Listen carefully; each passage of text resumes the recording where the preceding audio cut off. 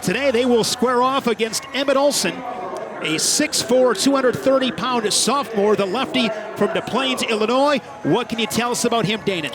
Well, the big lefty, he does come with an arsenal with a 90 to 92-mile-an-hour fastball, got a changeup and a slider as part of his arsenal, but he is a strike thrower. He's going to have to be careful about this very dangerous lineup for the Scarlet Knights, but this is exactly who you want to have on the bump, a guy that's going to pound the zone, challenge the bats, and lean on his defense. Ryan Lasko steps in from the right side. The center fielder began last night's ball game with a solo shot to right field, and he takes this one. And we are underway here in Lincoln. No balls and a strike. This guy, Danon, a red hot 13-game hitting streak. Absolutely one of the more dangerous hitters in the Big Ten. Takes 2 strikes, a good mix of fastball and curveball. 0-2 pitch is fouled back and out of play. Olson being a guy, and as I mentioned, a strike thrower. These Scarlet Knight batters need to be prepared as soon as they step in the box. Olson has set his 0-2 pitch, and once again, Lasko fights it off, fouling it back. Lasko 326 on the season. Long look from Olson, and here he comes. That one high and tight, a ball and 2 strikes. Ryan Lasko had an amazing night last night for the opening win, 7-5 win for the Scarlet Knights. Likes to hug the plate a little bit, which constricts the strike zone to pitchers, especially with Olson. He toes the rubber on that third base side, so everything's kind of tight there.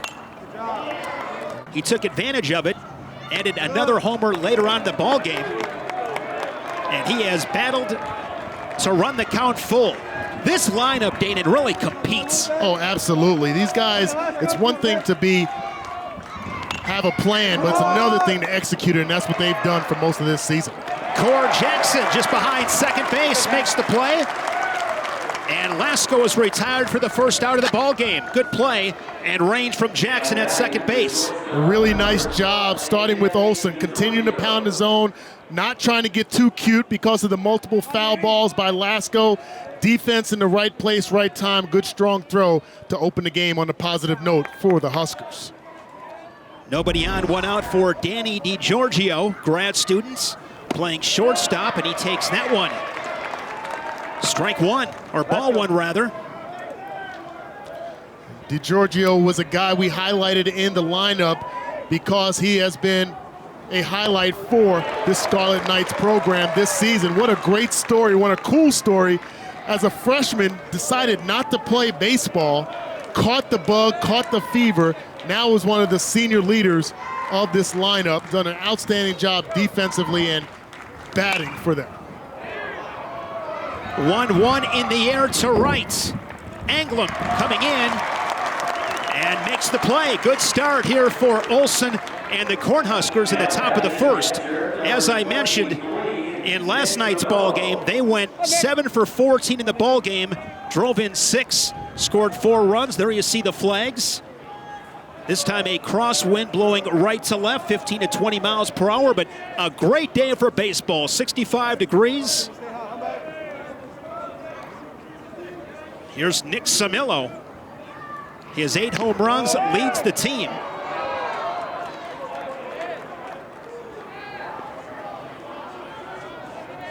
Samillo leading the Big Ten with a .422 average. Samillo, check swing, foul, 1-1. Yeah, just another guy, big body guys for the Scarlet Knights all throughout the lineup. Bigger guys. You're not seeing a lot of small guys, not a lot of shifty or just quick, but guys that have power, but consistent bats have been the core of the success for the Scarlet Knights this year. And when you look at Samillo, his numbers, .422 on the season with those 8 home runs. 1-1 pitch. This one swung on, but it is playable. Caught by the center fielder, Cam Chick.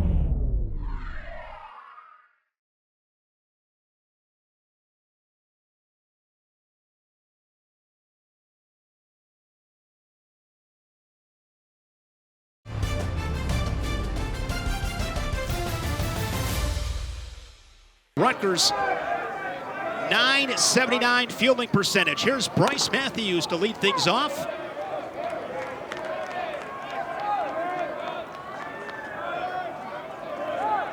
Matthews, one of the more athletic shortstops in the game, came to this program, played a lot of second base, has elevated himself to the top of the order, has been on base a phenomenal amount of times in this season, 22 consecutive games on base for Bryce Matthews. Pretty amazing stat. He's behind no balls and 2 strikes to Nathan Florence. Florence making his 8th start of the season, 4-1 on the year. Busy day in Lincoln today, Dayton. Yes. Just past center field, Memorial Stadium, the Nebraska spring game. Baseball, of course, here on this diamond. Lot of red, lot of red.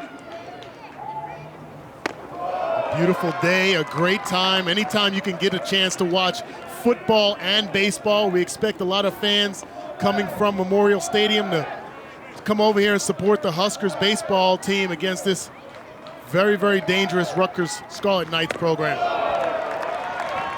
Matthews takes that one above the letters. 3 balls and 2 strikes to the sophomore from Humble, Texas.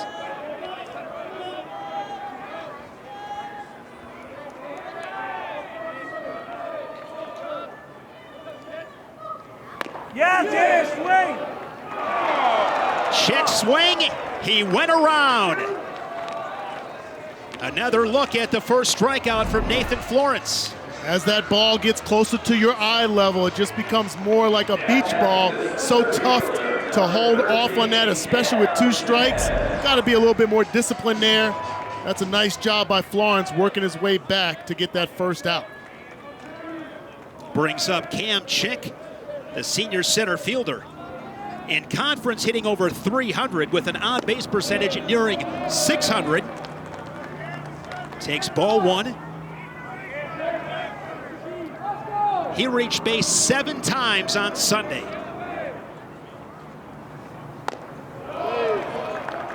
Good discipline. He takes that one below the knees in the driver's seat, 2-0. Cam Chick, he's definitely a great defensive outfielder. Covers a lot of ground in center field, but has a little bit too much swing and miss to be at the top of the lineup. They're hoping that can be corrected and he can make a strong push towards the end of the season to help this lineup plate runs. There's a strike, it's the outside corner, 3-1. Chick, 21 walks, leads the team. He's also been hit 5 times. And he awaits the 3-1. This one to the shortstop, DiGiorgio, across the diamond. Not in time as Chick hustles out an infield single. From the left side batter's box, he gets an amazing jump out of the box. Tough play for DiGiorgio to get a lot of velocity on that throw. But watch him get down the line. Head down, not paying attention to the throw, hits the early part of the bag. Kids watching this game, from this angle, you'll see it. Good strong throw off the back foot, but right on the front part of the bag, the part of the bag that's closest to home plate. Great technique in base running there. That's the difference between an out and running out that single. So Chick, the ball game's first base hit, first base runner. Max Anderson, no balls and a strike, hitting .274. His 32 hits tied with Griffin Everett for the team lead. And Chick down to second base, and he is gunned down. Good throw from Nick Samillo behind the plate. I can appreciate the approach here by Will Bolt trying to get things started, but it looked like Cam Chick slid a little bit early, aggressive, maybe a run and hit employed, not a pitch that it can protected by Max Anderson, but slid a little early and then really couldn't get to the base. Nice job on the tag as well for the second out. And on that high pitch, put Samillo in a really good position to make a good throw. Yes. So bases are empty. Anderson behind, a ball and 2 strikes. Florence kicks and fires. Get over! On the fists. Fouled up along first base. Hawks Field is in great condition for this time of the year. And sometimes as a former base runner early in the game, when you've watered the dirt down, it can be a little bit tougher to slide. Much easier to run on, but tougher a little bit to slide, especially in the second base. He just didn't get as good a jump on that steal attempt to have any success at second base. Florence coming back with the 1-2 pitch. This one in the air to center field. Ryan Lesko, the one-handed grab.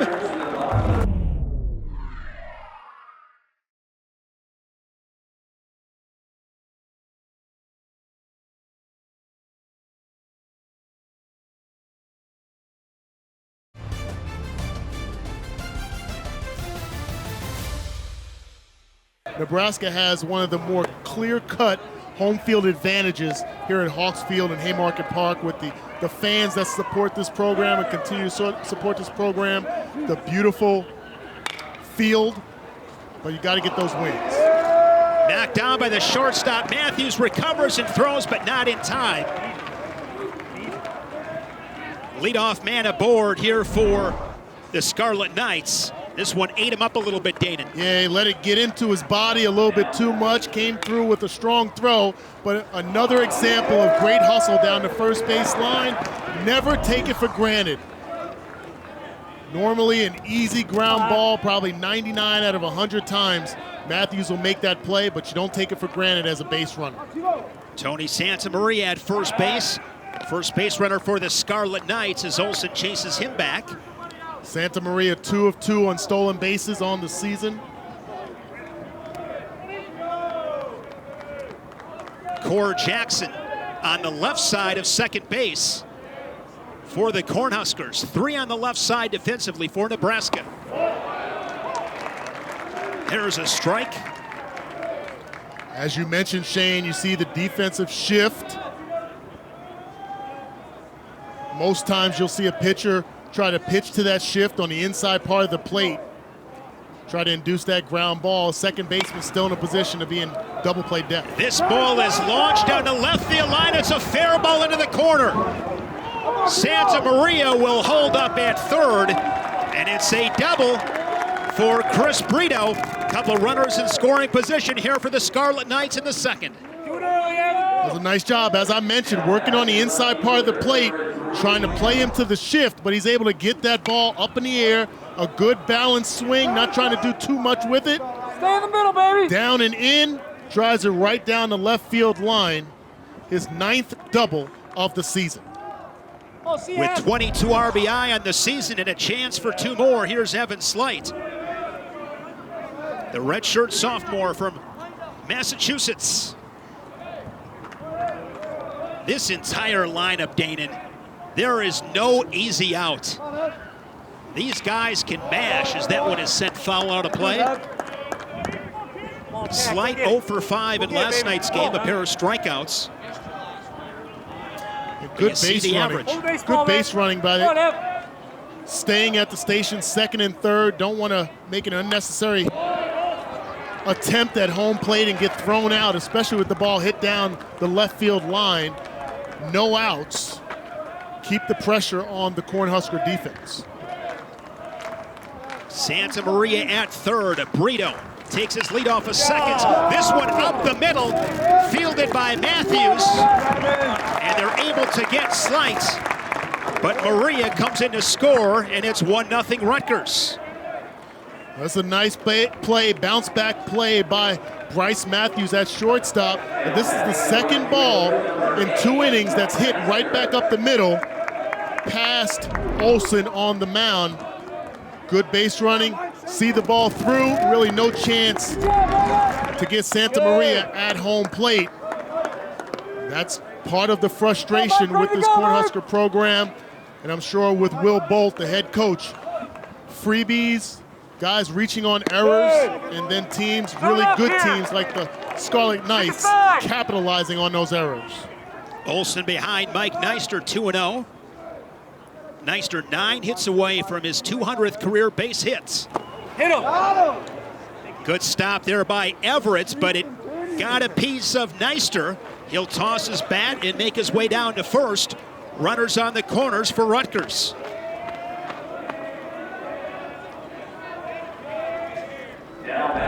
Really no chance for Neister to get out of the way. It's an errant fastball down, clips the back leg of Neister. He's going to try to shake that off as he gets down to first base. Initially, I didn't see it hit him. Thought it was going to be a great stop by Everett behind the plate.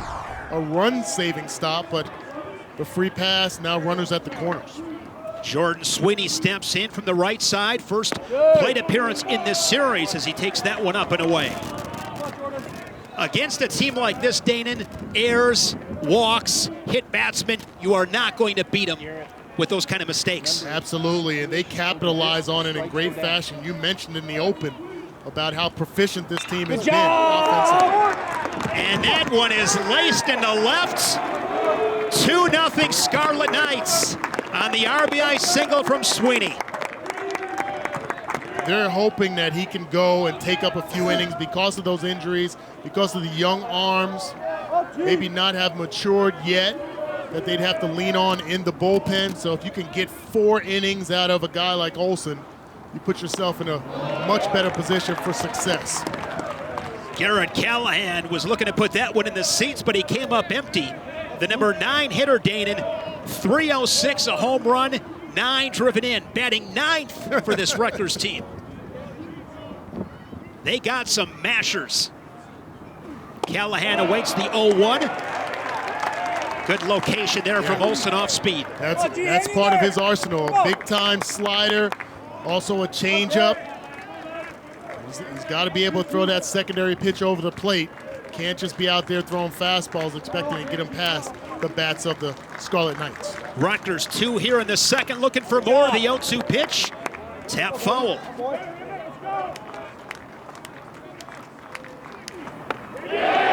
Check swing. He went around. Big strikeout, the first of the ball game from Olson. This is what you want to see from your pitchers. Getting in a position where you get a mound trip by the coach, talk to, and then you're able to bounce back and get a key strikeout when needed. Now you got runners at first and second, looking to get a ground ball to get out of this jam. Here's Ryan Lasko batting for the second time. Good curveball there from Olson.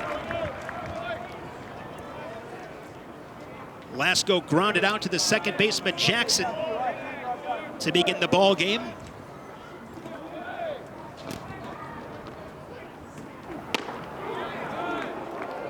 Missing inside. Now you're seeing Olson. You're seeing Olson mix up his pitches a little bit more and move his fastball around. He was pounding the zone early, got touched up, seeing the curveball over the plate and the fastball off the plate. This one skips away from Everett. Runners stay put at first and second. There you see Neister off of second base. Sweeney, healthy lead at first. Lasko ahead, 2 balls and a strike. Olson deals and misses. Lasko last night 3 for 4, a pair of home runs, drove in 3 and scored 3 times. Catalyst to top this Rutgers lineup. You can see how Ryan Lasko, confidence on the inside part of the plate because he hugs the plate so tightly. From a visual standpoint for a pitcher, constricts the zone just a bit. The 3-1, this one belted into left field, a base hit. The throw comes into third, it's cut off. And Rutgers plates another, they lead it 3-0. And Lasko now Danon a 14-game hitting streak. Outstanding job by Ryan Lasko. This is why he's the table setter. As Coach mentioned, the leadoff batter is only the leadoff batter to start the game. Otherwise, he could be put in positions to plate runs, be clutch with 2 strikes and 2 outs, good balanced swing there. Nice play defensively. No chance to get the runner at home. Neister hit your cutoff, and you hold Lasko to first base. Runners on the corners. And Giorgio takes that one high for a ball.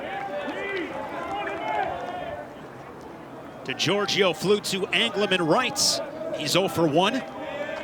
Lasko has good speed at first base. I don't think this is a steal situation.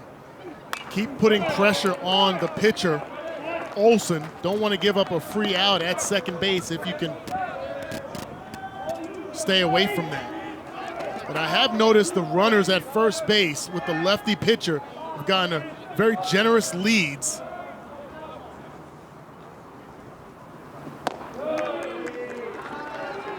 Olson behind again, 2-1. This Rutgers offense is electric. There you see the NCAA ranks.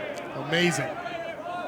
4th in average, the extra base hits, and if you're playing against a team or a particular pitcher that's had some struggles with walks, having that many extra base hits as we've seen in this game so far will get you those runs.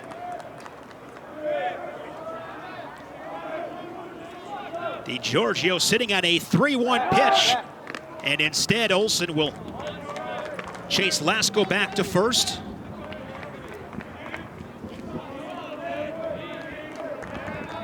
Olson trying to keep this a 3-0 ball game. In trouble here in the second. Ball 4, and the bases are full of Scarlet Knights. There's Steve Owens in his 3rd year at Rutgers. And I really enjoyed the conversation with him the other day, Dane, and he thinks differently. He's not what I would refer to as a traditional coach. It's about winning the day and coaching to the circumstances of the situation. Oh, he provided a lot of great gems about his coaching philosophy, what he thought about each of his players. I got a chance to talk to him before the game as well. Samillo pops this one up, battling that wind in left, and making the catch is Luke Jessen.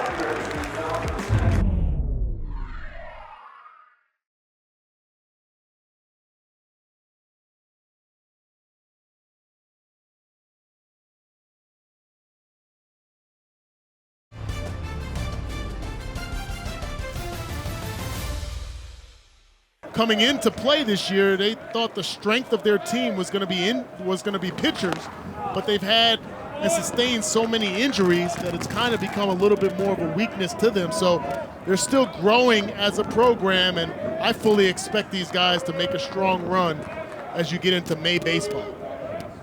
Everett, 6 home runs, leads the team, and he takes that one high. He's ahead 2 balls and no strikes.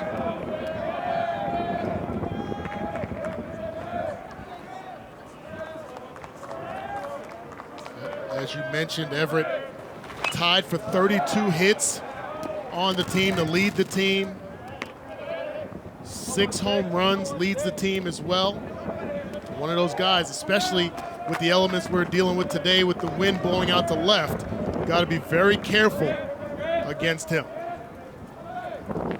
He's from right here in Lincoln, and he takes that 2-1 pitch on the block of the outside corner. Nice pitch there from Florence to even the counts. A little generous strike zone here. Starts off over the plate. That's a nice job behind the plate by Samillo, bringing it back in with that frame. Florence 2-2, fouled off. Everett last night 1 for 4, had that bases clearing double in the 9th. Another look at the flags. Windy last night, blowing to right. Yeah. Windy this afternoon, it has shifted to left field. It will be adventurous in the outfield. The 2-2. Fly ball to right field, going to be caught by the second baseman, Santa Maria. You can afford defensively, because of the wind, because of the elements, that your right fielder can afford to play a little bit more shallow. But also the conversation in the dugout and throughout pregame warmups is the higher propensity for the second baseman to be able to take some of those short pop-ups.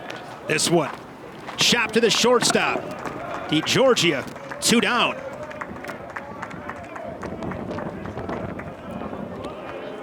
mentioned DiGiorgio and his story, elevating to one of the senior leaders on this team. And I wonder, we don't get a chance to really talk to the players, but I wonder what really went into, his thought about not playing as a freshman, coming to Piscataway and just being a student, but then getting that fever to get back on the diamond. I'm sure the coaches probably were in his ear, remembering him from club baseball and wanting him to give a shot. And then, to be this kind of player with this kind of impact, he's confident playing in that shortstop position. He had to walk on back then and has dealt with some injuries, but really has been great since. The DH, Nick Wimmers, 1-1. Now 2-1 as he takes a fastball high. Wimmers just 13 at-bats on the season, hitting .385, making his 4th start of the season in the Cornhusker jersey. And he misses again, 2-2. Wimmers has been solid. When we talked to Will Bolt, he said, this guy has been really, really good with minimal opportunities. Heads up, Chris. He mentioned.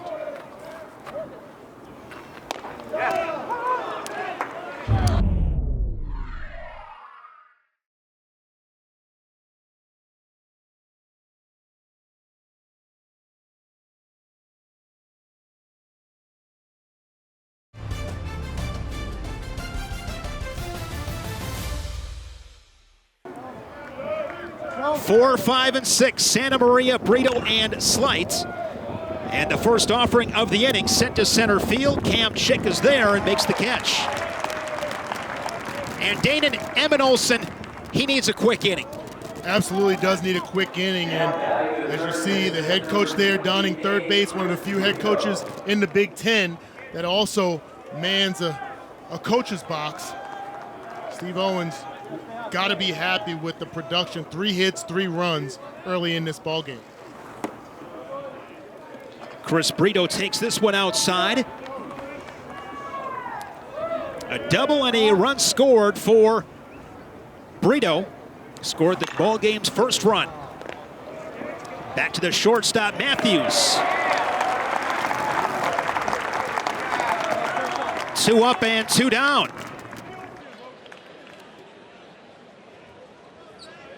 Base is empty, 2 outs for Evan Slight. 0 for 1 at fielder's choice back in the second. Scoring Brito. Come on, grow one out now, let's go. This is a solid inning so far for Olson, getting ahead of the batters for the Scarlet Knights, mixing in his slider. Speeds up that fastball just a bit.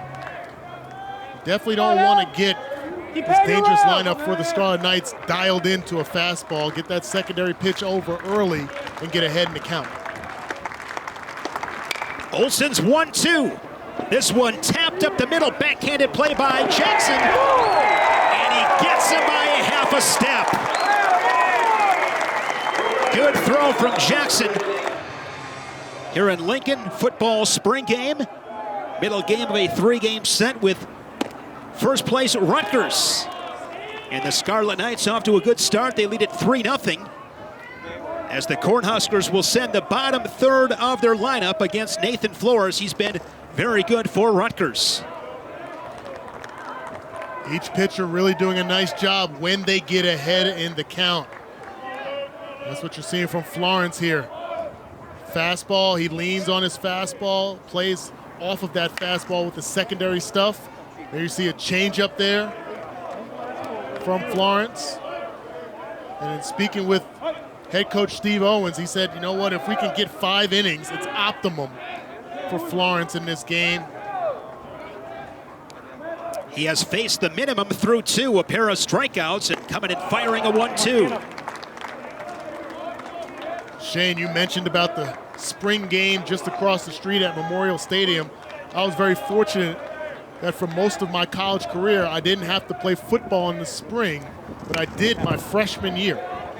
My freshman year, I actually played both, and they had a video clip and a camera crew follow me because I played in the second half of a doubleheader against Ohio State after playing in a complete spring football game. And they had a golf cart ready for me. I changed real quick, and I got to the second game in a doubleheader. So cool memories. That is very cool. Santa Maria.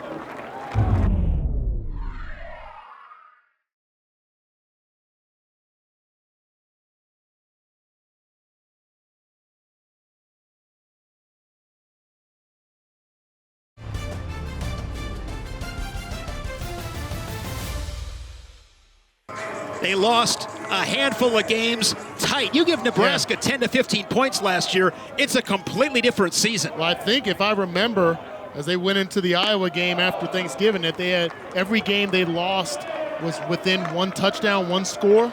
So that just tells you Scott Frost on the precipice of maybe something really good. If you can figure out how to win those close games, you might have some special football back here in Lincoln. Out in front of that one, fouling it, 1 ball and a strike. I was recruited by the Cornhuskers to play both sports, but they wanted me to play defensive back. I didn't want to play defensive back because you can't do any touchdown dances. And that one hits Gomez, and the Cornhuskers have a base runner here in the third. Yeah, the first mistake by Florence there. Let's see if the Huskers can capitalize, as we've seen from the Scarlet Knights in this game. Was that always the plan for you, Dane, in 2 sports out of high school? Oh, absolutely. I didn't even speak to any schools that wouldn't even entertain it. And Tom Osborne, Hayden Fry came to my house, and they promised that I could do both as long as I kept my grades up and I was contributing. And if it wasn't for that defensive back, and you got to remember, back then, Nebraska, they had the receivers still in a 3-point stance. That's how old I am, Shane. They were in 3-point stances running the option, and so I opted to go to a pass-heavy offense at Iowa, back with Chuck Hartley, right after Chuck Long was there, and, 3 bowl games. Just a great, fun career there, but baseball was always my passion, and I didn't even entertain a school that wouldn't allow me to play. What year you graduate high school? 88. You must have been a Bo Jackson fan. Oh, yeah, absolutely. Shout out to Bayonne High School, New Jersey, since we got the Scarlet Knights here. Got a Jersey kid up in the booth. I was hoping Coach Owens would bring me some pizza. Jackson fooled on that one, a ball and a strike. Saw some fans eating pizza earlier today. What's your favorite ballpark food, Dana? Ooh, that's a good one. I'm a hot dog guy. There you go. Hot dog. 1-1 pitch. That one is foul back and out of play. But I might disgust you because I think there's an argument of whether you put ketchup on hot dogs. I put ketchup and mustard. Equal opportunity. I know in Chicago that is a no-no. I know. They take that seriously in the Windy City. Florence is set as he gets the sign from Samillo. The 1-2. In on the fist, fouled off.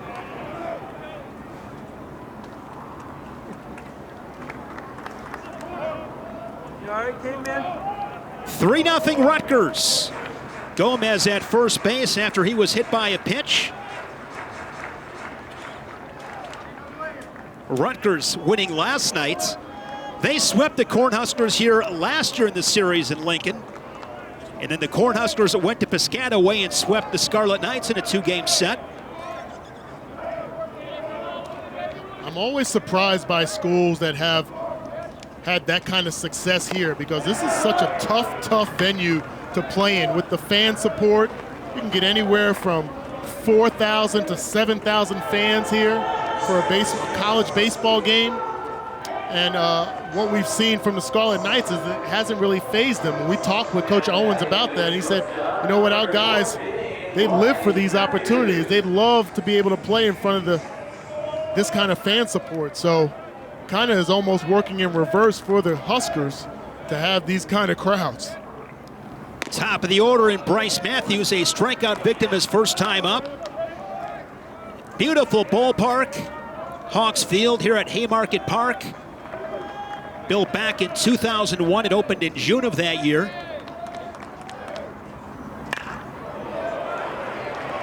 This one sent to left field and out of play. Matthews tagged that one, and of course the wind taking that one into foul territory. Well, Matthews just a little bit in front of this changeup. It's a nice pitch by Florence, but you can see right here just the contact is well out in front of the plate. Try to allow that pitch, the off speed, to travel deeper into his stance. Think about hitting the ball to right center field, and that ball might be in play. 1-1 offering, check swing, runner goes. Throw on the second base is not in time as Gomez slides in safely head first. Runner in scoring position here with 2 outs for the Cornhuskers. Well, this is a scouting report deal, and this is a great job by Gomez. His first stolen base of the season. You saw an aggressive secondary lead. He sees the ball down. Base runners that are out there, young kids, high school players, watch the ball. Don't do a snapshot type of approach, Shane. And what I mean by that, see the ball all the way from the pitcher to the catcher, not just at the catcher. You can get those kind of jumps, swipe some extra bases. Now you're in a position to be in scoring position. Florence just missing off the outside corner to even the count at 2. There's Colby Gomez.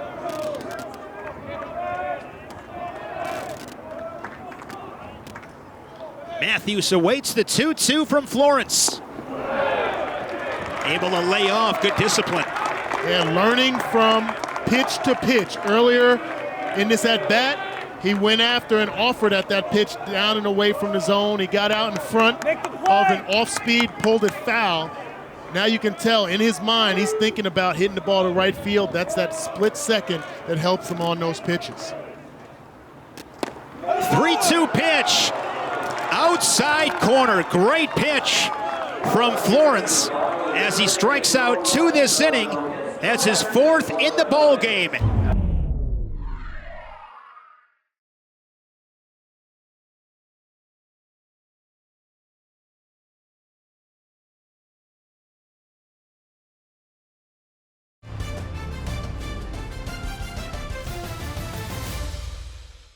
There you see the action around the conference. Maryland and Purdue in control.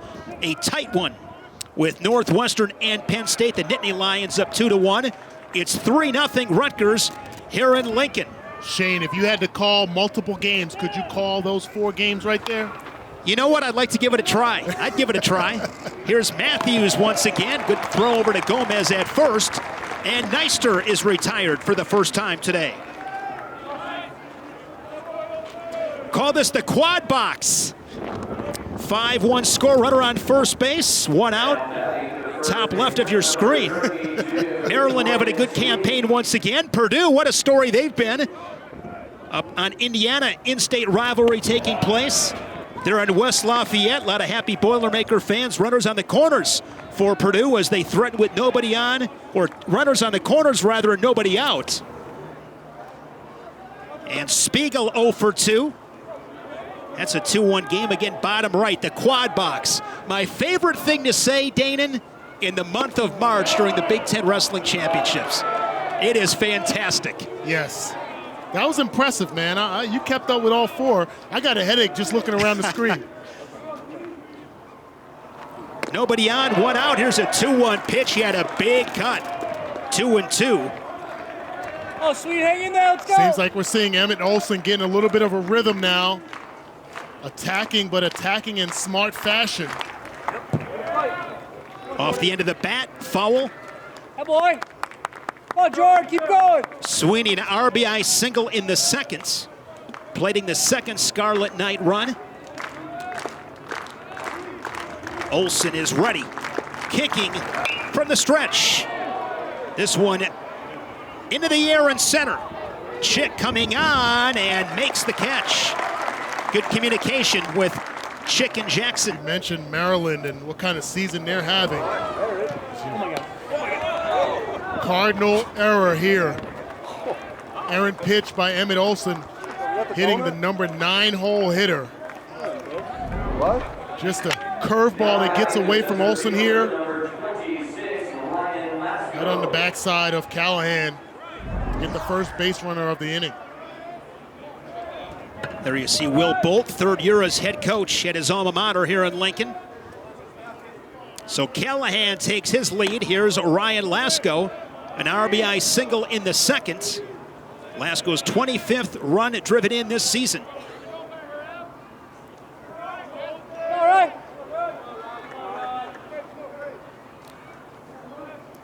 The sophomore center fielder awaits. Got underneath this one a little bit. And in foul territory, Luke Jessen will make the catch. The surprise of the Big Ten, the first place Scarlet Knights. And Nathan Flores, Dayton, what's impressed you most about him through 3 innings? I can just appreciate the fact that how he's been successful is getting ahead in the count, and he's mixing up his pitches well. And it doesn't seem like anybody in the Husker lineup is really comfortable in the batter's box. Not a bad swing by Cam Chick there, but nice defensive play at second base by Santa Maria to get that first out. But you're talking about 2 consecutive pitches in the zone, and that's the epitome to me of trusting the 7 guys behind you. Santa Maria flashing some leather at second base. That smash off the bat of Chick for the first out. And Florence starts out Anderson with a fastball and a strike. Anderson 0 for 1. Down and away.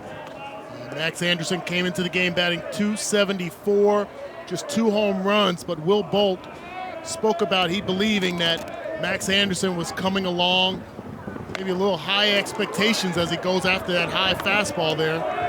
Coming into the season, just has to settle in just a bit. Well out of the zone. This is kind of a pre-pitch thought. I'm going to swing at the next fastball, and that's where you get caught out of the zone like that. It looks like a beach ball coming in, doesn't it? Yeah, it does. The higher it is, the closer to your eye level. People don't realize how tough it can be to lay off of those high fastballs because you're sitting fastball, especially against a pitcher like Florence. You want to be able to drive that fastball, lay off the off speed like he did there as often as possible, sit fastball, and then make the adjustments as you get 1, 2 strikes or behind in the count. Florence has yet to walk a Husker this afternoon. Here's a payoff pitch from the wind. Lasko. And Slight, it'll be Slight, the left fielder. 2 down. And that's where you have effective fastballs by Florence. Opens up the door for him to drop off the change of pace and get batters on their front foot. That's where you're seeing that pop-up. Not a terrible swing by Max Anderson, but just well out in front. Able to make an easy routine catch out in left field. 4 straight retired by the righty Florence.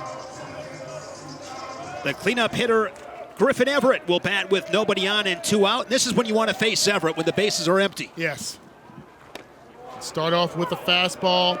Now he's working backwards with that curveball to start off, especially against the middle of the order for the Huskers. Get ahead in the count by throwing that secondary pitch over the plate. Everett hitting just under 300. Good pitch. Now Everett has 4 strikeouts in this game. It's kind of been the Achilles heel of the Huskers this season is the amount of strikeouts they've had. Nothing good happens when the catcher catches the ball.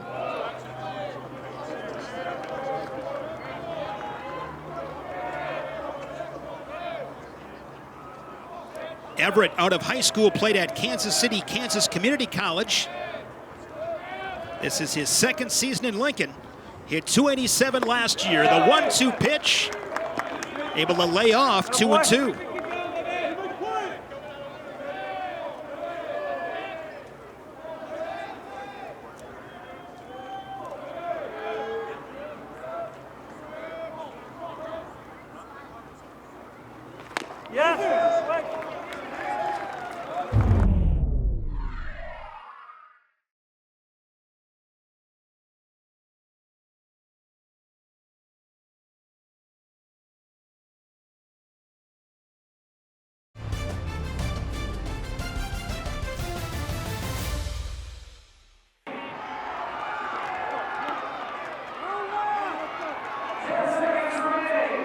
Back here in Lincoln with the Cornhuskers and the Scarlet Knights. Rutgers leading this one at 3-0. And we welcome in the head coach of Nebraska, Coach Will Bolt. Coach, appreciate you joining us. Shane and Danon here in the booth. What was the conversation like with the guys last night after a tough loss heading into today's middle game of the series? Well, it was just, it was obviously a tough loss. I mean, we were right there to kind of crack open that first inning. And Coach, thanks for the time. Enjoy the rest of the ball game. Thanks, Coach. Thanks. Will Bolt, third year as head coach here in Lincoln. And Olson, good starts as DiGiorgio waves and misses. Batting for the third time already in this ball game in the fourth inning, or fifth inning rather. And he takes this pitch on the infield. Jackson makes the catch. So Olson once again keeping the leadoff man off the base paths. Here's Nick Samillo, the catcher. USFL football back. I'm old enough to remember the days of Herschel Walker. But Steve Young, Jim Kelly. Jim Kelly, exactly. Yes. There's a fly ball. Chick in center field, just shy of the track, makes the catch. And quickly, 2 up and 2 down. And the wind at 20-25 miles per hour.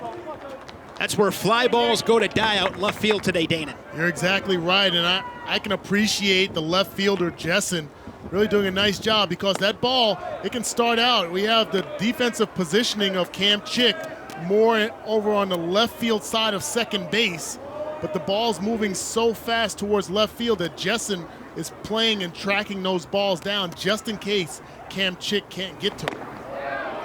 Good fastball right down the middle from Olson. Those are the minor adjustments, Shane, that outfielders have to have, and especially with communication with infielders. Balls hit the right field. What are we seeing? The second baseman, Jackson and Santa Maria for Rutgers, tracking some of those pop-ups to left field or left center field. Center fielder being more in play.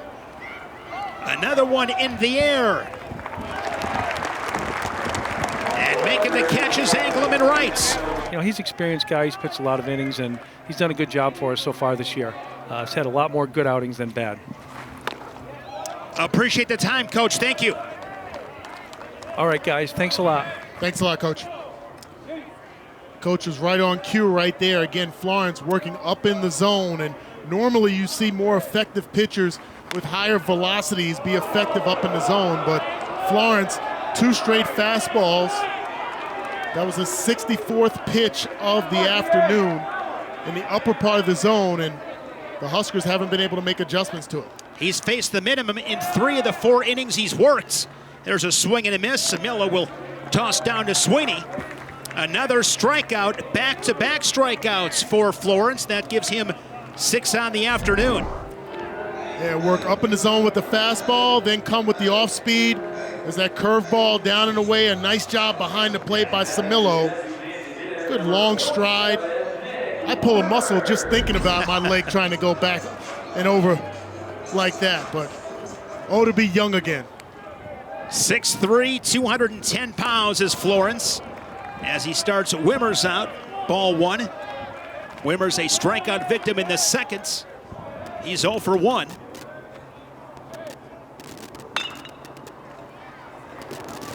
Had him played perfectly. Santa Maria, 2 down. One of the more clean defenses in college baseball. That one skips into the glove of Samillo, ball 1.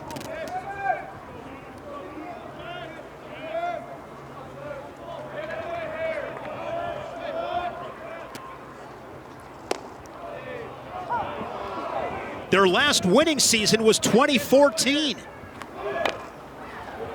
This one bunted but foul.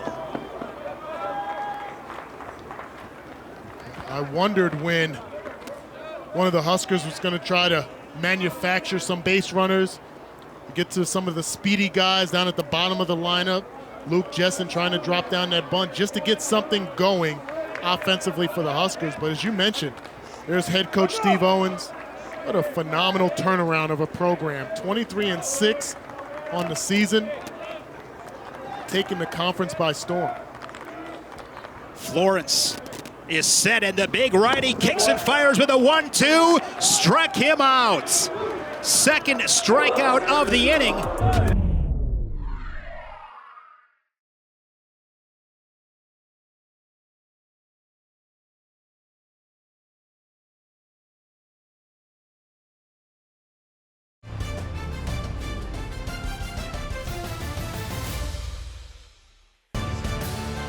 Emmett Olson continues working for the Cornhuskers. 5 innings, 3 hits, giving up 3 runs, but just 1 earned, Danon. Yeah, 3 hits and 3 runs all in the second inning.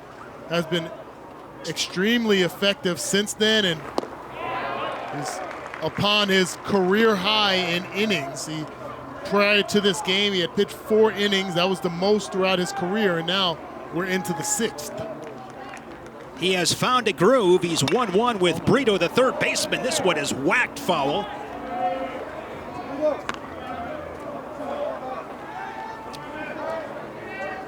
Brito a double in the second. Chris Brito in 2021 led the Big Ten in RBI. Just an imposing figure in the middle of the lineup for the Scarlet Knights. His father, Tilson, played in the major leagues for a couple seasons. 3-2 count.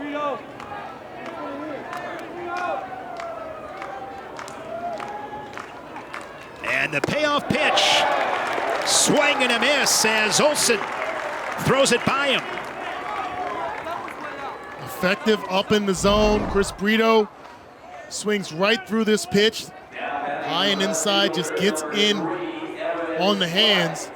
And he wants to know if that would have been called a strike as he walks back to the dugout. Some umpires will tell you, some won't. But it's kind of one of those deals where you learn for your next at bat. Just the more opportunities you can get a feel for the strike zone of an umpire, the better batter you can be, at least mentally. So I always asked. Not everyone answered, but I always asked. Slight RBI in the second. That one just missing inside. A ball and a strike. Olson now with 2 strikeouts.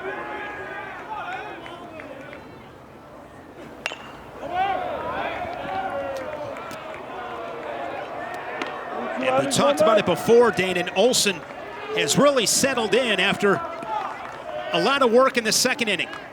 Yes, this will be his 78th pitch of the game. And as you mentioned, that second inning was tough on him. Missing high, 2-2. Either side. Let's remember, Emmett Olson is just a freshman. That's one of the freshman arms that Will Bolt talked about that, is still growing. Back-to-back strikeouts for the Cornhuskers southpaw. What a great job. Effective high in the zone again. Fastball just right past Evan Slight. It used to be taboo to work up in the zone.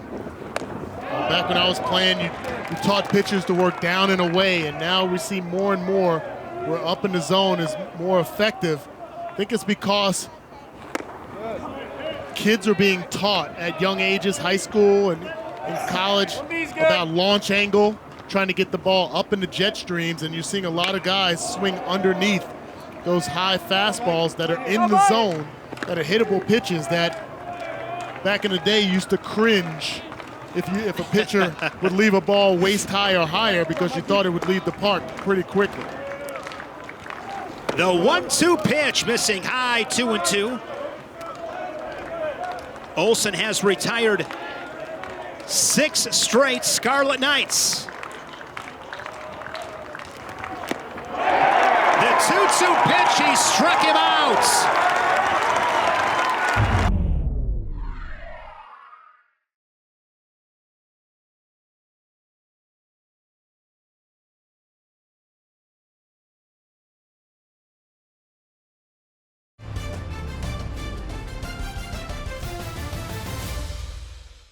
The stolen base attempt there, but so effective. Nathan Florence, you see his numbers, 5 innings just through 1 hit, 7 strikeouts. Shane, they've had at least 1 strikeout in every inning in this game. 7 total for the righty Florence. 8-9 and back to the top of the order here in the Cornhuskers' 6th inning. That one missing inside, 2-0. Gomez, a base runner back in the 3rd. He was hit by a pitch. The junior from Omaha, Nebraska, Millard West High School. Work back to get him. And Florence behind 3-0 has now walked a batter.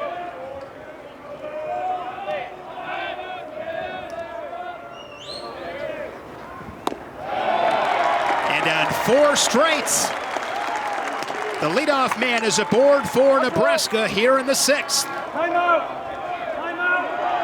And Richie Shekoffer, number 22. Gomez on first, nobody out for the number 9 hitter.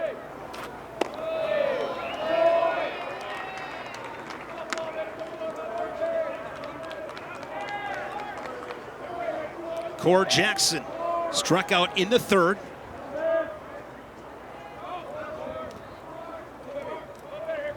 Gorski pitching from the stretch. And this one is sent in the air to left. And making the catch is Slight, again battling the wind. Yeah. Nothing is easy today, Danon. Tough to judge out there. Give Slight some credit out there because he froze early, almost froze to read the ball like it was a line drive. Still's able to track it down, but a little tricky out there with the winds. They're a little bit lower than they were early in the game, but yet still tricky. I'm a little bit surprised that Jackson wasn't maybe called on to drop a bunt down in that situation, maybe take a strike, leave the pressure on Gorski. He's free swinging, and now they got the first out. And even with the speedy Matthews up, a double play will get him out of this jam. Matthews, a pair of strikeouts today. Was 2 for 4 last night and scored 3 times. Out in front of a fastball, 1-1.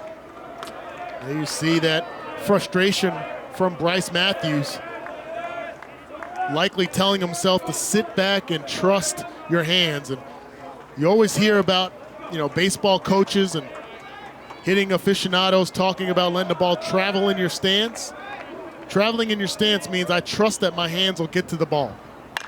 There you go. That's an adjustment right there. 1-1 down the right field line, but foul into the seats. First off speed, well out in front. Frustrated. That one lets the ball travel just a bit, thinking in his head, I'm going to hit the ball over the second baseman's head. And to me, that's the key of becoming a good batter. It's making those in-bat adjustments and thinking about places on the field where you're going to put those pitches. 1-2 pitch, and for the 3rd time today, Matthews strikes out. He's the 2nd out in this Cornhusker 6th. Yeah, just the fastball that's worked so effectively for each of the pitchers in this game. Up in the zone, going right by Matthews. His 3rd K of the afternoon. Cam Chick, only base hit of the ball game for the Cornhuskers. Bats with 2 outs and 1 on. Off-speed pitch there from Gorski missing.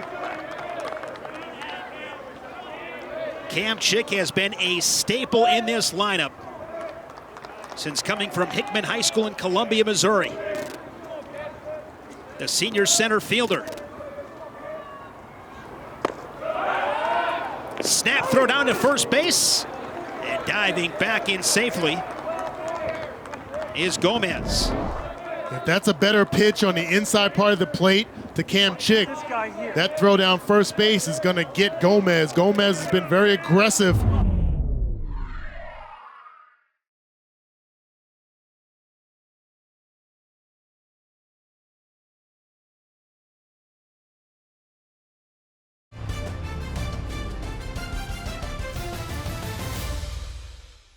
Good strong throw by Samillo there, trying to keep him a little bit closer. Remember, early in the game, after Gomez got hit by a pitch, he was able to swipe second on a ball down in the dirt to Samillo. So learning from each inning, trying to keep him just a little bit closer at first base. I would assume here Dane and Chick will be taking all the way on 3-0. Absolutely. Only the second time this ball game that the Huskers have sent more than 3 batters to the plates. Also did it back in the third. Chick awaits the 3-1 offering and fouls it back.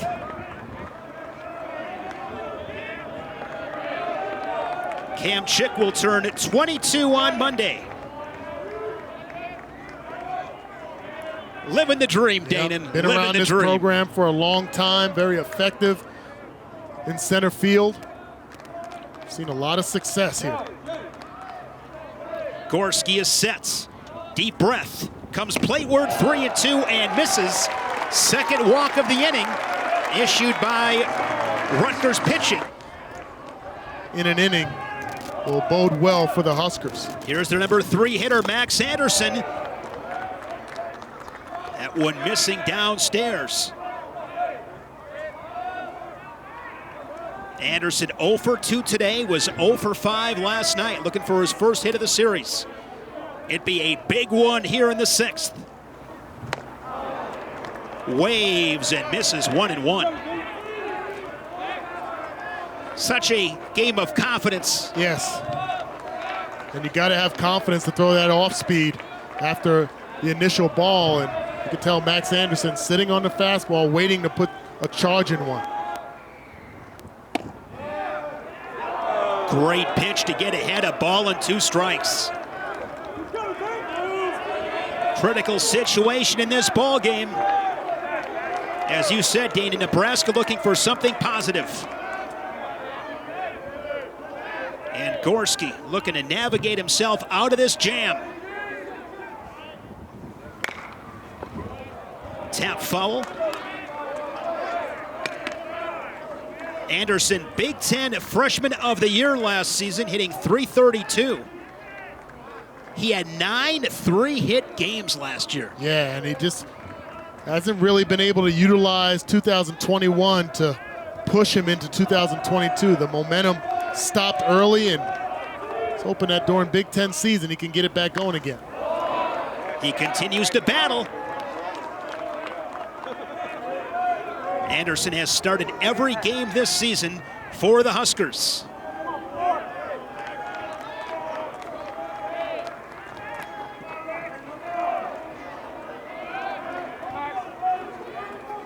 Two on, 2 out, 1-2 pitch upcoming.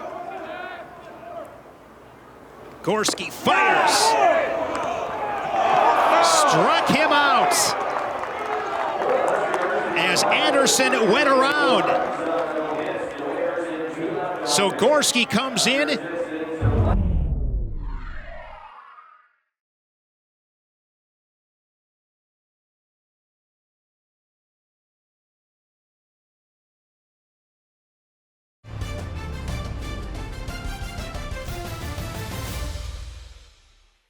He's really done a nice job. You got to be happy with Emmett Olson and what he's been able to do in this game so far, if you're a Husker fan. Sweeney, Callahan, and Lasko set to face Olson. Olson has set down 7 straight Scarlet Knights. He struck out the side in the 6th.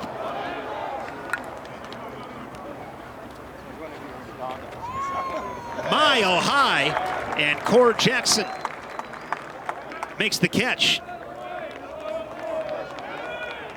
Action in the Nebraska bullpen. That is Hood, the righty for Nebraska.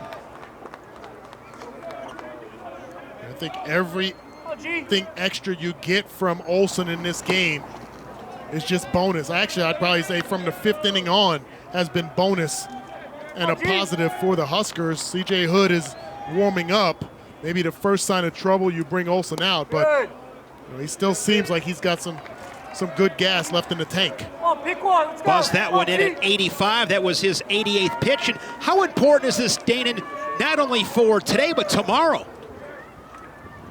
Oh, extremely important, Shane. And, you know, when we talked with Will Bolt, the head coach, he talked about, you know, maybe some of the challenges of having to lean on freshman arms out of the bullpen, young guys in tough situations. And if you're able to lean on Olson to get you into 90 pitches, maybe retire the side here, and then go to your bullpen, you set yourself up not just to stay in this game, but also for success tomorrow as he gets the K looking.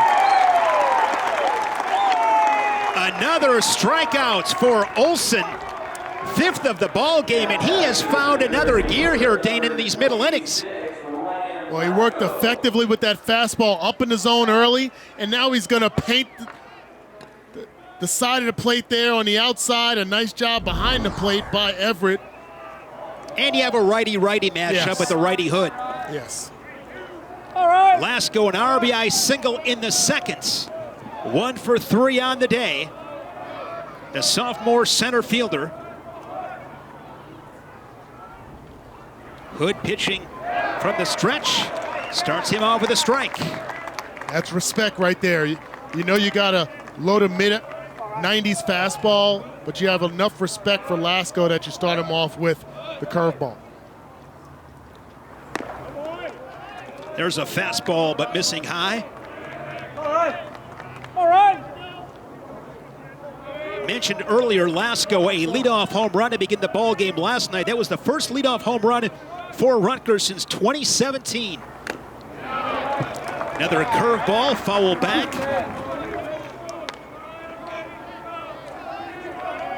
Oh, Lasko, 11 home runs last year. All Big Ten freshman team. He's behind here, 1-2.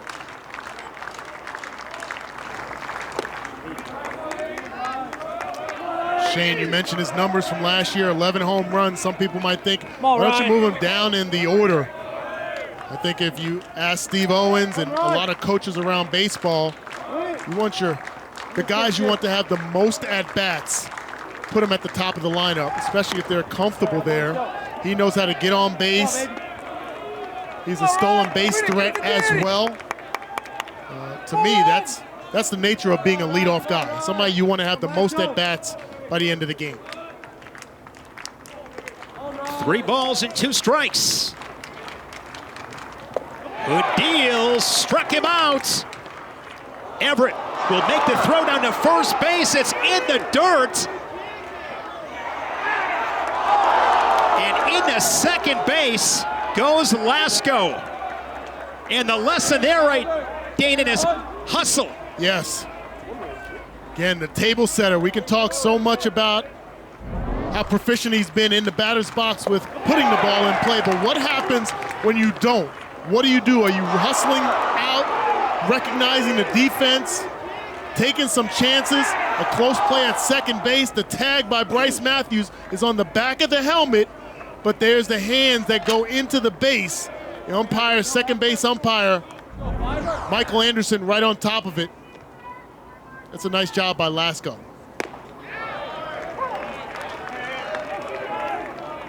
Strike 1 to DiGiorgio. Hustle, love it. Nebraska pitchers had set down 9 straight Scarlet Knights, but now a runner in scoring position. DiGiorgio walked in the second. An RBI opportunity here. Pops it up into center field. Chick, a few steps in, the two-handed grab.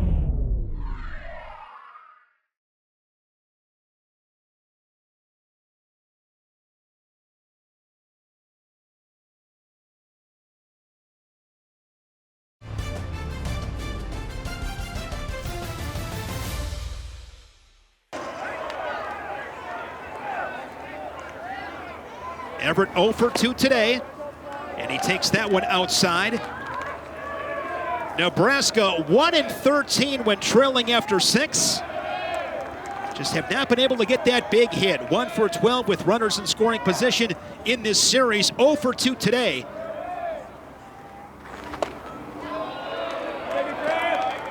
I'd say, Shane, this is one of the few games that I've ever been a part of where a team has been held to one hit, has committed 2 errors, but yet you still kind of feel like they have the momentum in this game.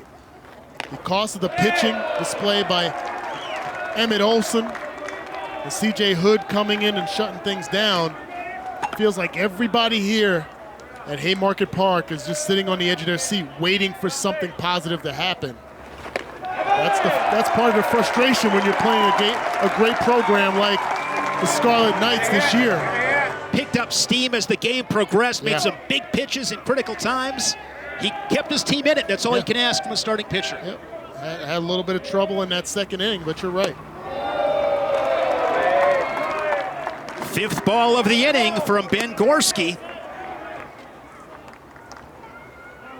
Anglum looking for his first hit today. He had one last night. That was that bases clearing double that scored 3 in the 9th. Ethan Florence had done by pounding the zone and lean on your defense. No more free lunch for the Huskers.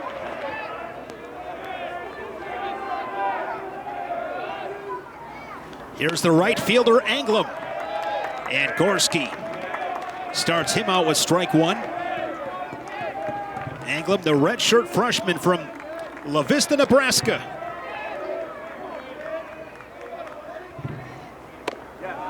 Good off-speed pitch. That's confidence in your stuff. When you struggle 5 straight balls and you can dial it in for 2 straight curveballs in the zone. Gorski kicks and deals the 1-2 downstairs. Gorski 2 strikeouts since coming on in the 6th.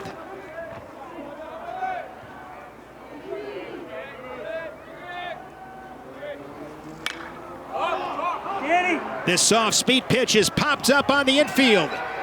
Shading the sun is DiGiorgio, and he makes the catch.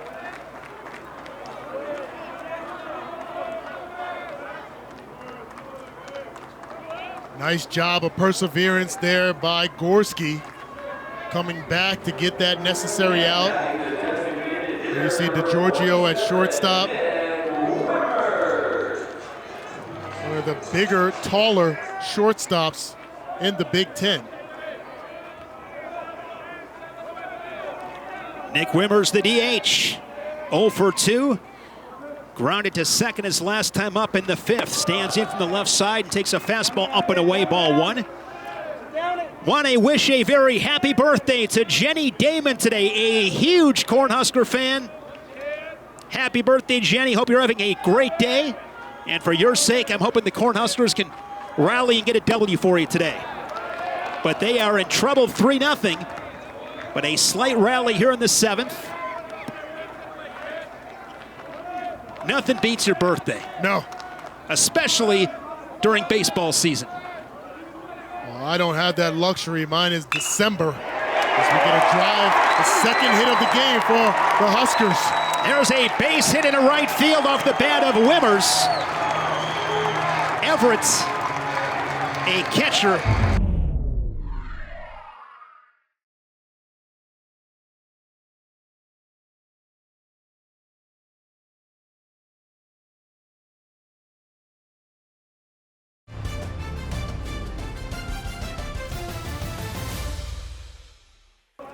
And for Nebraska, Gabe Swanson. Big opportunity here for the Cornhusker, big number 44. You see that 44, can only think about Hank Aaron 48 years ago this week when he broke Babe Ruth's record against Al Downing of the Dodgers' 4th inning home run by Hammer and Hank. Good pitch there from Gorski. And in my mind, Danon, he will always be the home run king. I don't care what the numbers say. I agree, and one of the more consistent home run hitters.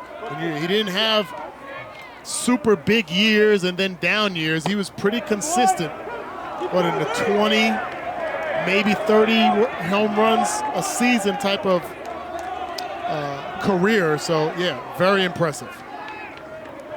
Swanson, he's in a headlock, 1-2. Big opportunity here in this ball game.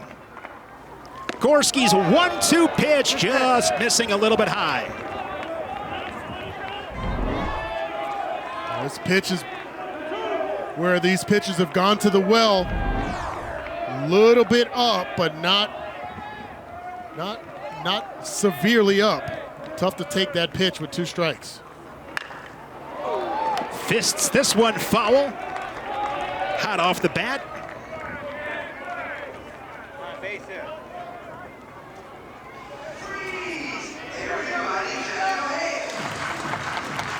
His Nebraska teammates hoping they're get a base hit here.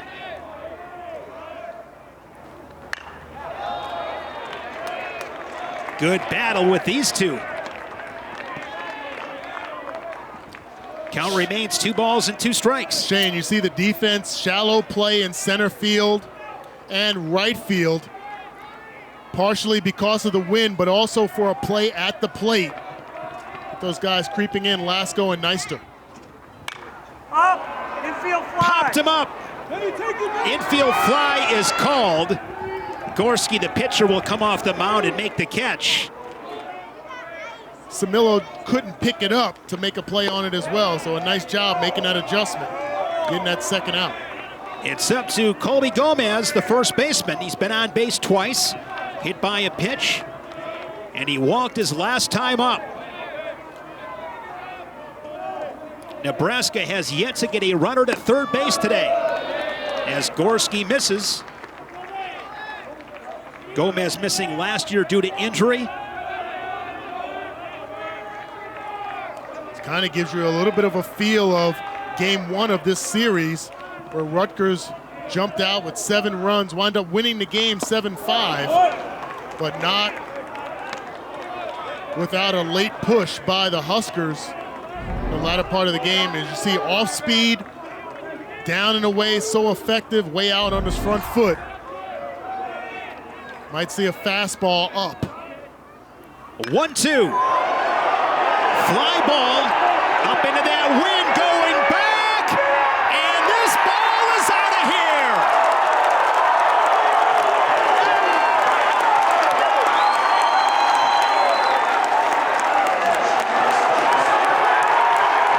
It is a home run. And just like that, we got ourselves a brand new ball game. He got all of that one. Strong winds, as we said before. That is where fly balls go to die. So the argument is the green top of the fence a home run? Is that considered a home run? We weren't privy to. As Coach Owens makes his way off the diamond. Core Jackson, the number 9 hitter, steps in for the Cornhuskers.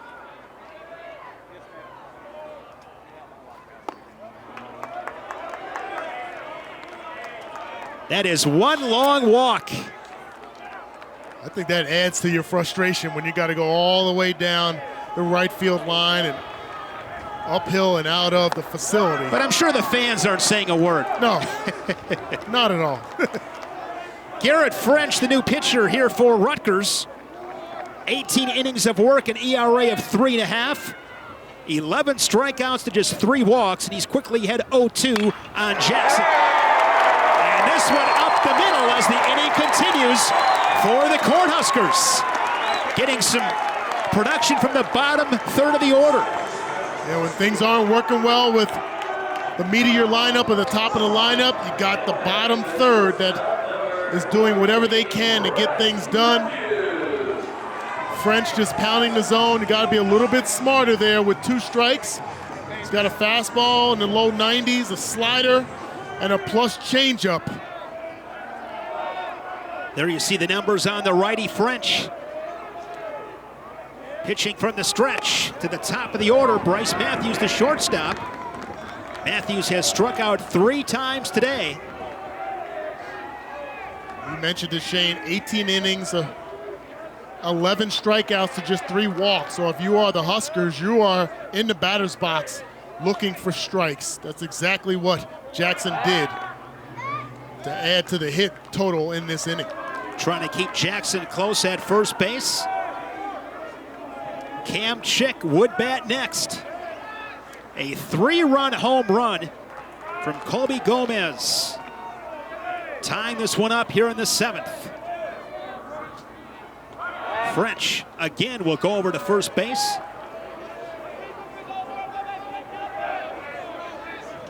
Gomez 2 of 3 in stolen base attempts on the season coming into this game. I think this is a stolen base situation. Try it. French's 0-1 pitch into the kitchen of Matthews as he fouls that one back. I mean, if you're in a situation, what's the school of thought here? Especially with 2 strikes, you might see off speed, which Matthews has seen a healthy dose of. If you get thrown out at second base, you have the top of the lineup up again in the 8th inning, and more opportunities for Matthews to see multiple pitches. French to Matthews, to the shortstop. DiGiorgio, quick throw to first, and they get Matthews by a step.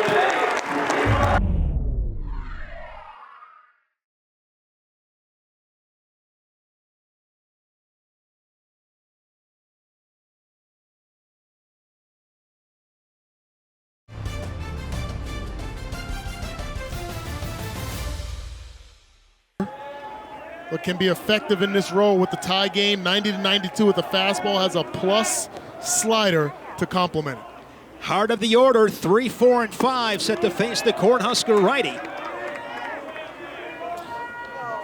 Shane, I mentioned it before we started the bottom half of that inning. I felt like the momentum still was on the side of the Huskers. That's not a slight at all to the Scarlet Knights. They did a great job of dominating most of this game, but it just seemed like things kind of settled for them, and with the pitching of Emmett Olson, the door was left open, and give credit to the Huskers for capitalizing and tying this game. Good pitches. That one smacks into the glove, 1 and 2. It must have been the birthday shout out to Jenny Damon. That was a birthday present. Yes. A 3-run home run, You that was called a it. gift. Yes. Bragg sets the righty, the 1-2. That one up and in, and that hits Samillo. The Scarlet Knights, the leadoff man aboard, and Samillo remains in the game as he stands at first base. Table is set for the cleanup hitter, Tony Santa Maria. 0 for 3 on the day.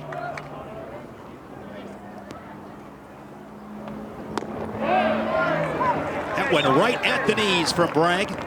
There's that devastating slider that Bragg has. Comes from that same slot with the fastball, so you got a slider that's moving away from the right-handed batters and a fastball that'll move in. And this one into left field, going back on it is Jessen. Home run to Rutgers. No doubt about that one, Dayton, and the Scarlet Knights are back out in front. You see an absolute eruption from the dugout, in part because of the controversial call home run in the bottom of the 7th inning, and a new renewed energy for the Scarlet Knights as they take the lead again. Santa Maria, his 7th home run of the season, RBIs at 35 and 36. That one left the park quickly. That was a rocket over the fence and left.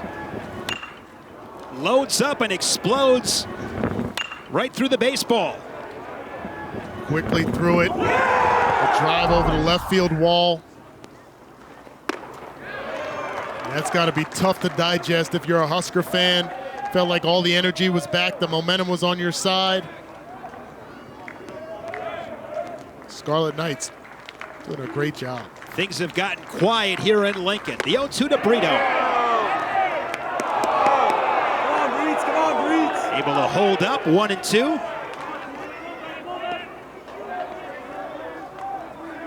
Rutgers 3 in the 2nd.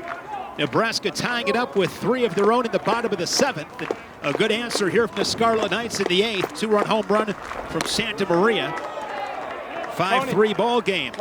Bragg missing, even count 2-2. Well, we talked about throughout the game, even leading into the game, about the wind here at Haymarket Park, and we hadn't seen very many balls hit hard to left field in this game, and you wondered whether it would be a factor, and then you get the bottom half of the 7th and the top of the 8th to see 2 balls hit over the wall that maybe in regular weather with a wind that's not as strong as we're seeing today, those balls might stay here. Count remains 3 balls and 2 strikes. Brito 1 for 3 today, doubled in the 2nd. Bragg focuses on his targets. And the payoff pitch, and he blew it by him. First outs in this Rutgers 8th inning. Bragg, fastball, slider to complement, and there's that fastball working in. That's arm side run on the fastball, and then the slider that works away. It makes it extremely tough for right-handed batters to make those adjustments. Evan Slight 0 for 3. Did drive one in the 2nd inning as he turns on that one and rips it foul. Had a little change up there.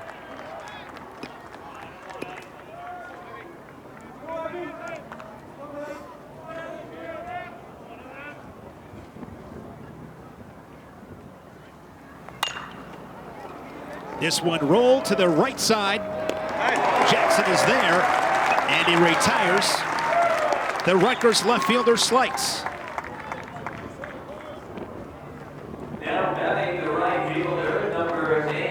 Nobody on, and 2 out for Mike Neister, the right fielder.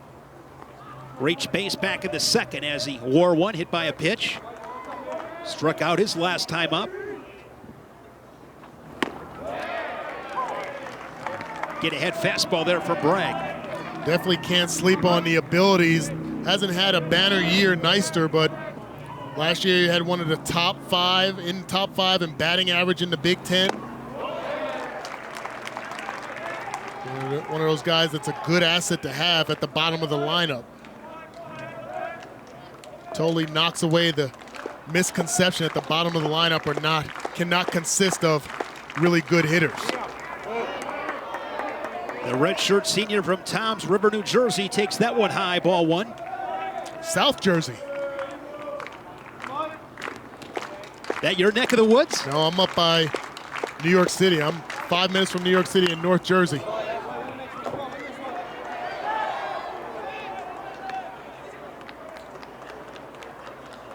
Neister trying to keep the inning alive. Jordan Sweeney scheduled to bat next.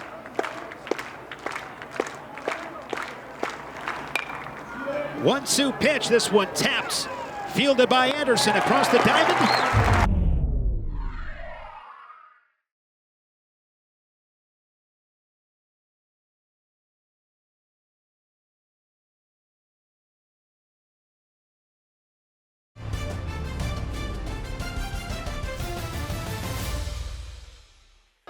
Chick, Anderson, and Everett, 2, 3, and 4 to face Garrett French, the righty for the Scarlet Knights.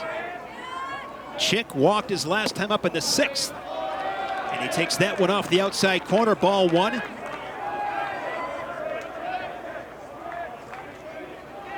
Chick, an infield single in the 1st. He was then caught stealing.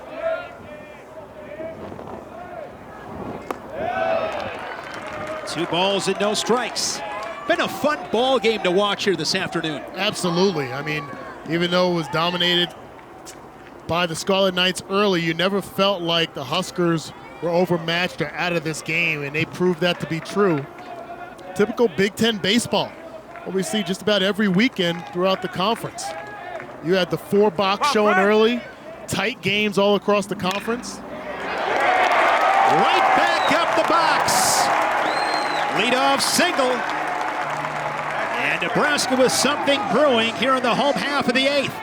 The fact that they were able to shut down the rest of the inning, score 2 more runs, in the next at-bat tells you a lot about the makeup of this team. Max Anderson sends a fly ball to right, but Neister makes the catch, 1 down.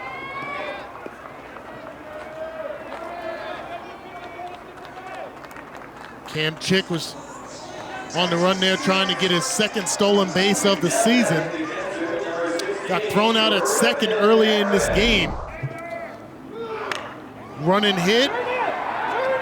Great presence of mind. Gets all the way to second base, hustles back, avoids the double play.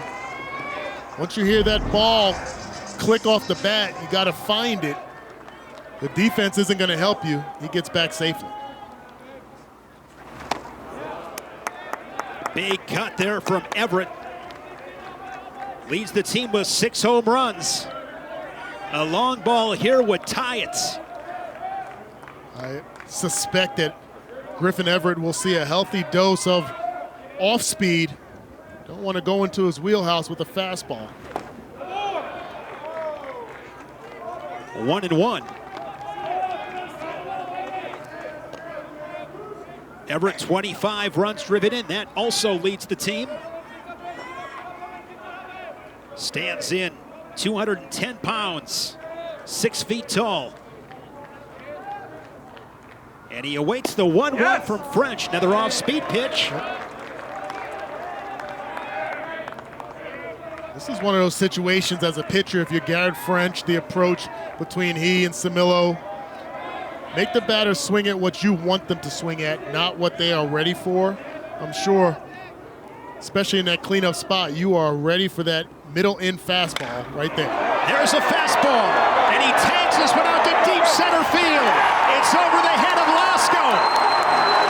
Rounding third and heading for home is Chick. Play at the plate, and they got him. A great relay throw to cut down Chick at home plate. And it stays a 2-run ball game. Great execution defensively from Rutgers. I go back to that base running though, Shane. When he was stealing second base, he got all the way back to second base, made it safely back to first. On that hit to center field, he only went halfway. He went into a secondary lead halfway. Didn't get to all the way to second base because even if the center fielder Ryan Lasco catches it, he has to believe that he has enough speed to get back to first base, get all the way to second base, then you're in a position maybe to score on that double. A great defensive play by Rutgers. A backbreaker, the second out at home plate. Everett out at second base. And a nice tag there from Samillo, just well executed all the way around from that Rutgers defense. Yep, didn't block the entire plate, got out in front until the ball brought him across the plate. Cam Chick really had no area to slide into. And you mentioned it, complete team, offense, defense, pitching, the Scarlet Knights getting it done. Samillo, nice job there to tag the right hand of Chick as he was diving in. Bang, bang play, but again, just great execution. They hit, they pitch, and they field. That's why they're tops in the Big Ten. Good pitch there from French. 81 miles per hour to tie the count 2-2.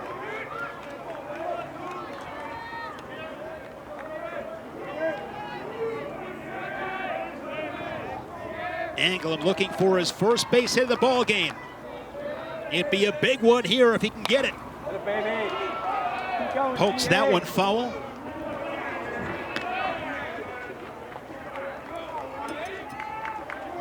Anglem with 8 doubles, that leads the Huskers. That's 6 RBI against Michigan in the first game of that series. Need him to come through here. French's 2-2 pitch. Here it is. Tap foul. Keep going, Garrett. Keep going, Garrett. Keep going. Nick Wimmers, who singled his last time up, awaits on deck. It's getting late in Lincoln. Bottom of the 8th. The Huskers trail it by 2.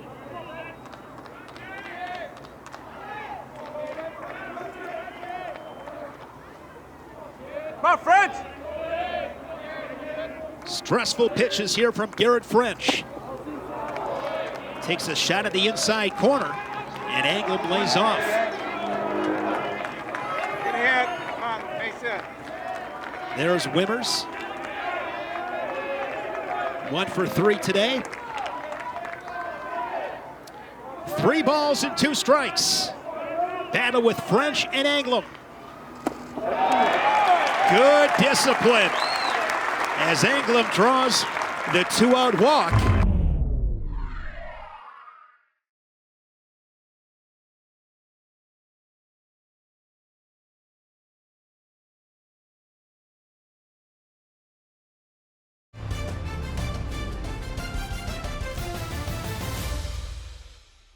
Remember Billy Wagner? Yes. He reminds me of Billy Wagner. Oh, he had high octane coming out of that left arm. Small body guy, too. We have a pinch hitter here for Nebraska. This is Josh Karen. He is out of Sun Prairie, Wisconsin. Just a freshman.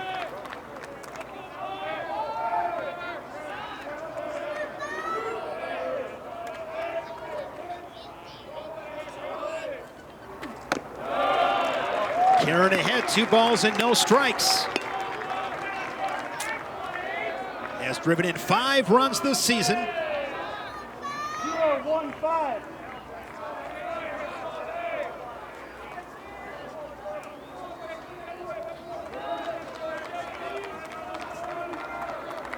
Two-0 count, 2 on and 2 outs. Stanovich missing outside 3-0. Looks like we might have jinxed him, Dana.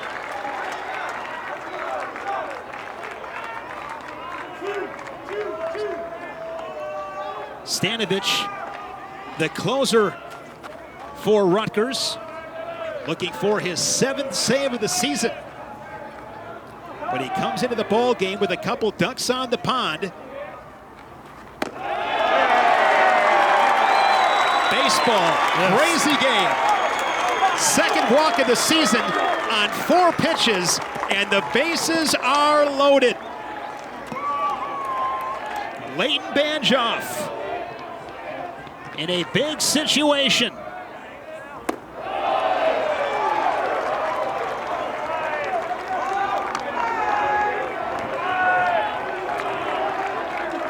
Five balls from Stanovich.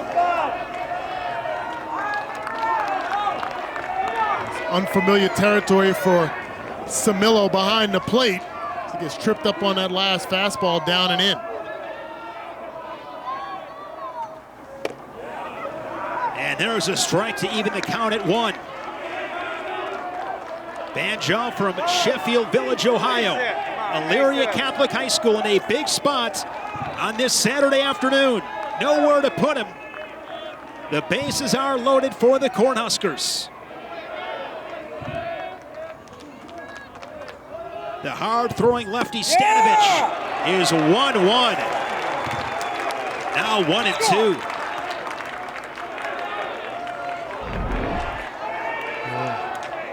Called this pitch a ball. Okay, 2-1. A little bit down. Nice job by Samillo trying to frame it, but just a little bit down. Just missing as he took a shot in the lower part of the zone. And he misses again inside. 3-1. I'm not sure, Dane, and I'd be curious to know when he does come into the ball game. Clean innings? Yeah, could be, but definitely been used as a fireman for the Scarlet Knight staff, and he's hearing it from the crowd here. Listen to this crowd here in Lincoln.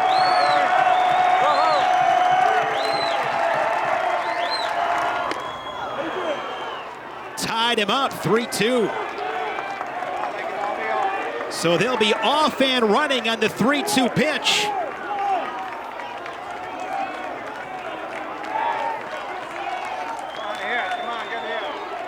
Bandroff has driven in 6 on the year. The payoff pitch from Stanovich.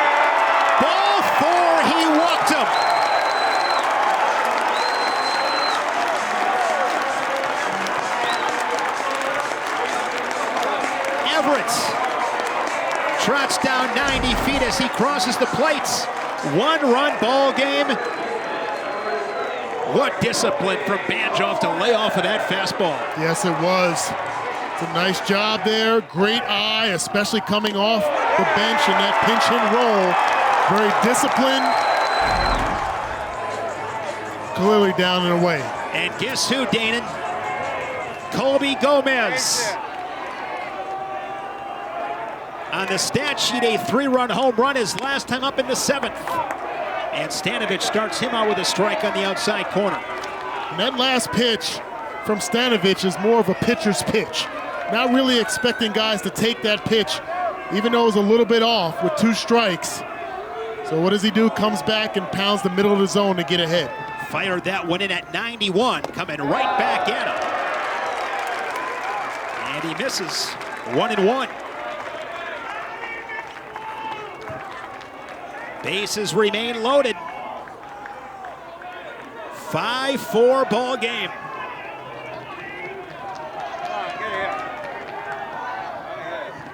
Stanovich pitching from the stretch is 1-1. This one fisted foul. And Stanovich had a ball and 2 strikes. Stanovich came in, 30 strikeouts, only 1 walk the entire season. He has walked 2 since coming on in relief of French. Even though Gomez is a little tall and rangy, I think you might want to go with the fastball up. That mid-90s fastball, high in the zone. Struck him out.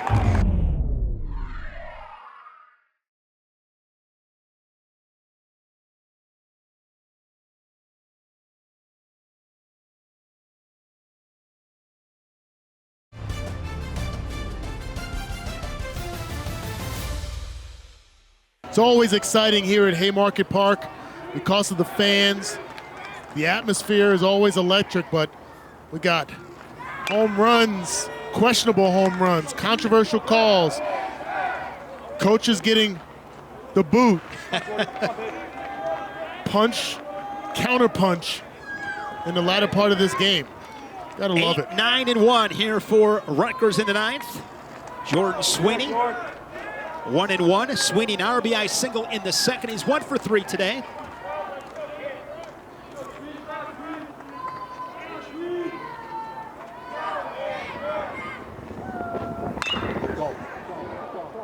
Sends this one to right. Giving chase is Anglum. And just shy of the track, he makes the catch for the first out. And there you have it. 1-run ball game. As you said, we've seen a little bit of everything today.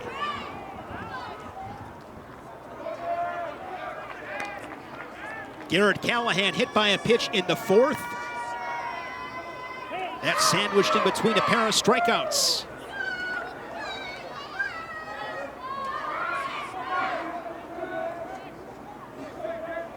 Hawks Field, a beautiful facility here in Lincoln. That one out of play, left side.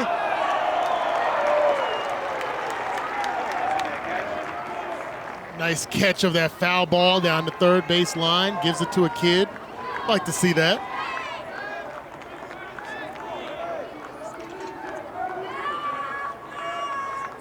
Bragg ahead 0-2. Callahan lays off a high fastball. Very rarely do you see a DH for any team batting in the 9-hole, but they really believe Callahan can be a guy that can spark the bottom of the lineup. He's a threat. He does have some solid power and a good eye as well. Callahan, a grad student from Franklin Park, New Jersey, hitting over 300 on the year. Only 4 strikeouts coming into this game. Struck out twice today, but normally very solid. And this one fielded by the first baseman Gomez. The throw to Bragg. Little offline. Braxton unable to handle that. And that could be the 3rd error of the ball game for the Cornhuskers. Would have been a tough play, but one you got to make. Well, you have to make, and I put the onus on the first baseman Gomez here. He tries to flip it as he's moving. He had a little bit of time. The pitcher, Hood, didn't get to first base. He can plant his feet, allow Hood to get closer to first base and then make a more accurate throw, especially where the pre-pitch positioning was of Gomez, but he had more time. That's just a tougher pitch, underhand than it looked like.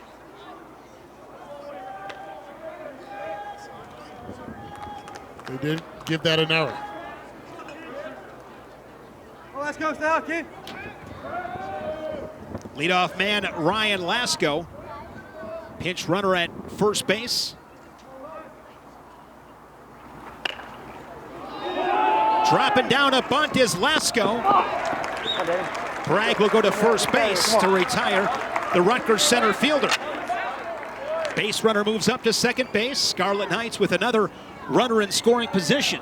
I like the mindset as a leadoff batter, even though you're a hot bat in Ryan Lasko, you're trying to do two things. Maybe take advantage of the positioning of the third baseman, Anderson. If he can drop that down the third base line, he's likely going to be safe, but then move the runner into scoring position and put some extra pressure on Hood to get this third out. Cameron Love stands at second with 2 outs for Danny DiGiorgio. And he's been fantastic defensively. Walked in the seconds, 0 for 3, but as I said, solid shortstop for the Scarlet Knights.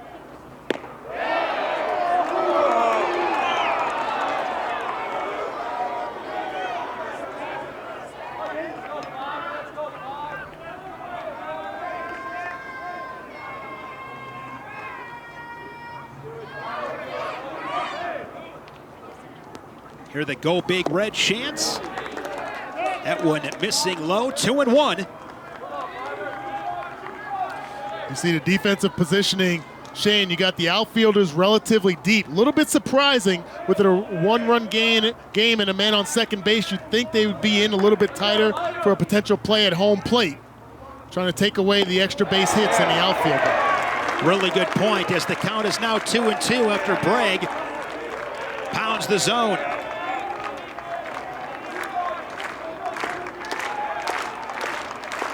Bragg trying to keep this a one-run ball game.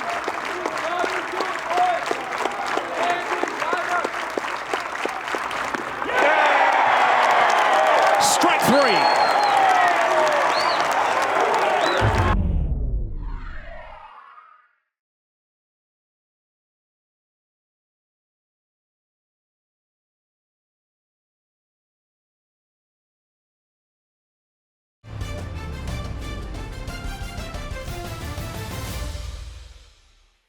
And they have their closer on the mound, Dale Stanovich. He worked last inning, labored a little bit when he came in out of the pen. The lefty ahead, no balls and a strike on the number 9 hitter, Cord Jackson. Jackson, and then the top of the order, Matthews and Chick. No balls and 2 strikes. Yeah, prior to that pitch, Shane, you saw the third baseman, Brito, in on the grass to try to take away the bunt threat. As if you're Nebraska, you're trying to get this leadoff runner on however way possible. Move him over to second base, then get him in scoring position. Back to the screen as Jackson stays alive. Yeah, whatever it takes. Bite, kick, scratch, claw, find a way to get on. Well, Brito at third base, he was in on the grass for the bunt, but he's hugging the third base line because of that swing, inside-out swing. And what you're seeing by Jackson, you want to take away the double down the line. No doubles defense by Rutgers, the 0-2 pitch. 1-2. Both the corner infielders, Brito and Sweeney, tight to the line.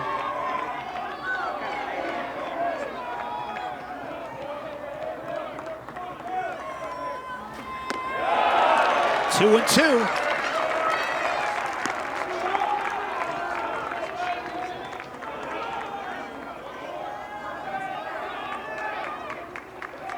My question, Danon, is if he gets on base, how do you run with all that All that weight. Nice chains. Gotta flex the bling. Doing a nice job as he continues to battle Stanovich.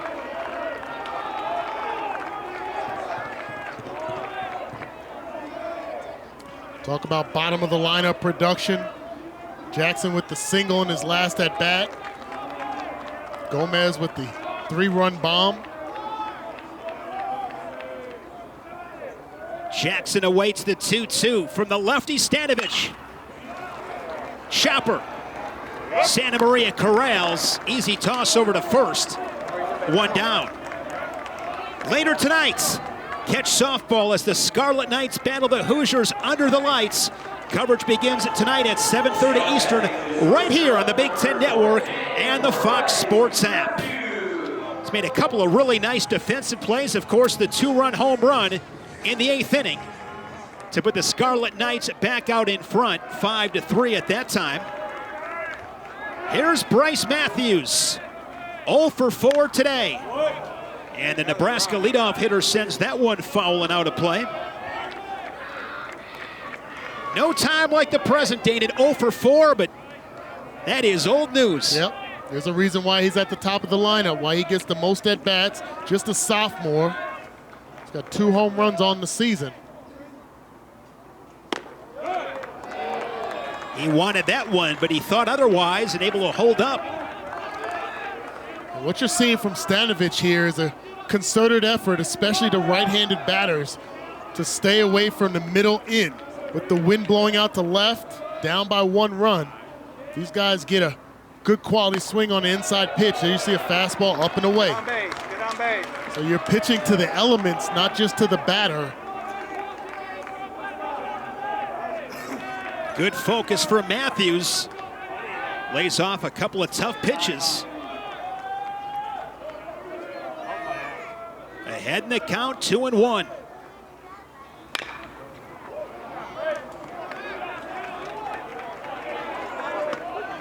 "25 pitches thrown from Stanovich." Well, we got a chance to talk to Steve Owens during the week, head coach for the Scarlet Knights. We asked him about, this streak and this season. He said his goal was to go 2-1 every weekend, to win 2 games, to win series every weekend. They only lost 1 weekend series this season, attributes to their success at 23-6. Swinging and missing. Rough day at the plate for Bryce Matthews, and the Cornhuskers are down to their final hope. You can expect fastballs in to Cam Chick here. There it is. High and tight, ball 1. Work in on the hands. Try to induce a ball, if it's put in play, to be pulled towards second base. Rutgers took 2 of 3 from Penn State. They swept Minnesota. And this one is a base hit in the left field. And there is life for Nebraska. Max Anderson 0 for 4. Taps the dish with 2 outs. Last time up, he flew to Neister and Wright. Good stop there by Samillo. Excellent job by Samillo, curling those shoulders in, keeping the ball in front of him, in front of the plate, not allowing Chick to get an easy skirt to second base and get in scoring position. Ball 2. And that is going to draw a visit.